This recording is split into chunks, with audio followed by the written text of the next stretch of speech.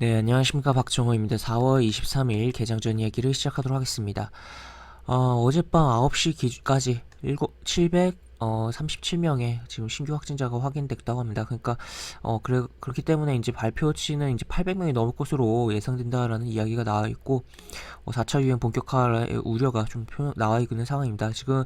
전 세계적으로 전 대륙에 걸쳐서 특히나 뭐 인도가 굉장히 뭐 신규 확진자가 증가하고 있는 상황인 만큼 굉장히 뭐 주의를 해야 되는 상황이고, 그런 가운데 여러 가지 뭐 이거 뭐 코로나와 관련해서 뭐 관련주들을 어느 정도 뭐 볼 필요성도 있겠고, 또 추가로 이제 뭐 지금 고무의 뭐 슈티지라는 이야기도 있고요. 뭐 플라스틱 제품의 뭐 사용도 증가한다라고는 뭐 이야기가 나오고, 그에 따라서 뭐 화학 업종의 뭐 실적이 뭐 좋을 거다라고는 이야기도 나오고 있는데, 하여튼 그런 것도 조금 생각을 해보자라고 볼 수 있겠습니다. 하여튼 지금 요렇게 내용이 있다고 보시면 될 것 같고, 그 다음에 뭐 BMW가 전고체 배터리 도입할 거다라는 내용이 나오면서, 지금 뭐 삼성 SDI와 굉장히 뭐 끈끈한 관계를 갖고 있었던 가운데 뭐 다시 뭐 손을 또 잡나라는 내용이 나와 있고, 여기 보시면 과거 뭐 삼성 SDI가 뭐 이재용 뭐 삼성전자 부회장 과거 2012년 삼성전자 사장 재직 시절에 독일로 날아가 뭐 직접 만나면서 뭐 공을 들였던 부분이었다라고 볼 수 있겠습니다. 지금 전고체 배터리에 대한 부분이 뭐 당장 바로 나오는 부분이라고 보긴 어렵겠죠. 하지만 전고체 배터리가 를 도입을 하려고 다들 시도를 하고 있는 부분이고, 나름 삼성 SDI가 뭐 우리 다른 배터리 업체들보다는 조금 뭐 앞서서 뭐 여러 가지 행보들이 좀 진행이 나오고 있는데, 이 전고체 배터리가 이제 뭐 진행을 결국에 어느 쪽에서 먼저 하고 그 주도권을 잡느냐에 따라서 배터리 산업의 그런 배터리 관련주들의 굉장히 뭐 시장 상황이 굉장히 급변하면서 뭐 상황들이 굉장히 변화가 될 것이다라고 볼 수가 있겠습니다. 하여튼 이렇게 내용이 나와 있다고 보시면 될 것 같고, 현대차가 이제 글로벌 전기차 시장 접수하겠다라고 하면서 어제 컨퍼런스 콜에서 이제 배터리 내재화를 좀 사실상 선언을 했다. 그리고 꿈의 전고체 배터리 탑재 모델도 뭐 내놓을 거다라는 표현들이 나와 있다라고 볼 수가 있겠고, 하여튼 이렇게 내용이 나와 있습니다. 그래서 하여튼 기존에 지금 전기차의 그 전체 가격 중에서 거의 40%가 배터리 가격이거든요. 그렇기 때문에 수익성을 좋게 하려면 결국에 자동차 업체들이 배터리를 내재화하거나 아니면 이거를 어떻게든 이제 배터리에 대한 부분을 가격을 다운시키는 뭔가 액션들을 취해야지만 이제 수익성이 더욱 좋아질 수 있는 부분이기 때문에, 지금 그런 그 부분을 좀 생각을 해보자. 그래서 현대차가 이제 배터리 내재를 한 과정에 있어서 어떠한 행보들이 나올지, 그리고 좀 SK 이노베이션과의 협력 관계의 뭐 부분 기사도 기존에 좀 나와있던 부분들이 있었는데, 과연 그런 어떠한 뭐 관계를 더욱더 구축을 하면서 진행이 될지도 좀 살펴볼 필요성이 있겠다라고 볼 수 있겠습니다. 하여튼 이렇게 내용이 나와있고, 그 다음에 또 다른 기사를 보면 이제 이거는 일단 실적이 어쨌든 뭐 어닝 서프라이즈다 하면서 잘 나왔다라고 내용이 나와 있는데, 1분기 버텼지만 이제 2분기가 문제다. 왜냐면 차량용 반도체 재고가 5월 뭐 사실상 뭐 현대기아차가 2달 정도 다른 뭐 글로벌 업체들보다는 여유가 있었지만, 이제 해당 기업들도 현대기아차도 이제 여유가 없는 상황이고 재고 바닥이라는 내용이 나와 있고, 지금 5월이 그래서 고비드가 될 거다라는 표현이 나와 있습니다. 그래서 지금 뭐 이달부터 일부 공장의 가동 중단에 들어간 만큼 이에 따른 뭐 실적 영향도 피할 수 없을 것이라는 관측이 좀 나와서, 그러니까 어떻게 보면 이제 어 수출도 하고 뭐 여러 가지 하는 부분에 있어서 이제 자동차에 대한 부분이 뭐 기존에 어쨌든 뭐 차량용 반도체 쇼티지에 따라서 글로벌 자동차 업체들이 생산량을 감축하고, 그에 따라서 수혜를 본 부분도 있고, 그에 따라 어떻게 보면 기존에 뭐 딜러들을 통해 조금 할인 판매를 했던 해외에서의 그런 부분이 이 업장에 있었던 부분이 없어진 부분이다 보니까, 물론 수요 대비 공급이 적은 상태에서 수요는 있으니까, 그러다 보니까 어떻게 보면 마진도 좋고 뭐 잘 팔린 부분도 없잖아 있었는데, 지금 생산 자체가 이제 잘 안 되면 물론 다른 글로벌 업체들보다 지금까지는 여유가 있었는데, 결국 다른 글로벌 업체들처럼 지금 뭐 중단이 많이 되면서 그럴 상황이 여유가 되면서 매출 그 판매 자체가 생산이 아예 그 따라가지 못하니까, 이 판매할 물건 자체가 없으니까 판매가 감소하면서 매출에 영업이익에 영향을 줄 가능성이 있다는 부분이 있다라고 볼 수가 있겠습니다. 하여튼 요렇게 지금 뭐 고무 그리고 뭐 고무를 필두로 해서 뭐 결국에 뭐 타이어라든지 뭐 여러 가지 또 뭐 쇼티지에 대한 이야기가 나오고 있고, 또 이제 차량용 반도체에 대한 쇼티지 뭐 부족은 계속적으로 나오고 있던 이야기인데, 지금 제대로 좀 눈앞에 다가온 상황이다, 현대기아차는. 그렇게 볼 수 있겠고, 또 그것뿐만 아니라 굉장히 어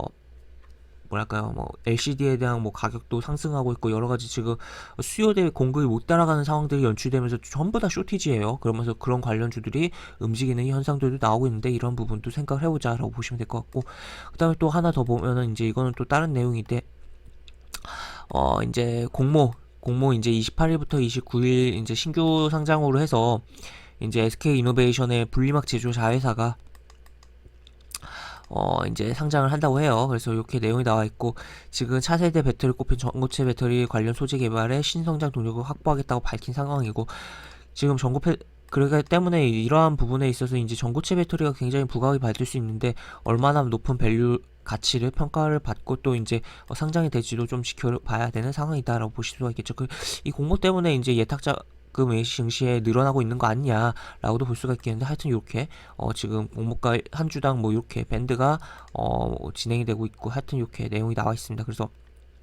신규 상장주 관심 있으신 분들은 요거 한번 일정이 있다는 점도 참고하시면 될 것 같습니다. 그 다음에 중국이 지난달 40조어치 반도체 삭슬이, 지금 중국과 미국과의 그런 반도체 관련된 부분들이 뭐 있다 보니까 가뜩이나 전 세계적으로 반도체에 대한 부분이 뭐 부족한 뭐 차량용 반도체뿐만 아니라 여러 가지 부분들이 있는데, 중국이 쓸어 담는 부분들도 지금 작용하고 있어서 더욱더 어떻게 보면 부족 사태가 전 세계적으로 작용하고 있는 거 아니냐, 미리 확보를 많이 하려고 이렇게 하다 보니까 라고 볼 수 있겠죠. 하여튼 이렇게 기사가 있다는 거 체크를 해볼 수가 있겠고, 그 다음에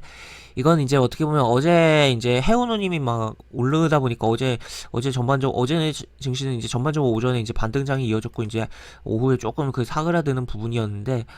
그런 속에서 해운 업종의 종목들이 굉장히 아침에 치고 나간 부분들이 있었어요. 그 이면에는 결국 해운우님에 따른 부분이었고, 지금 이거는 이제 약간의 후속 기사성으로 고공행진이 장기화가 불가피하다,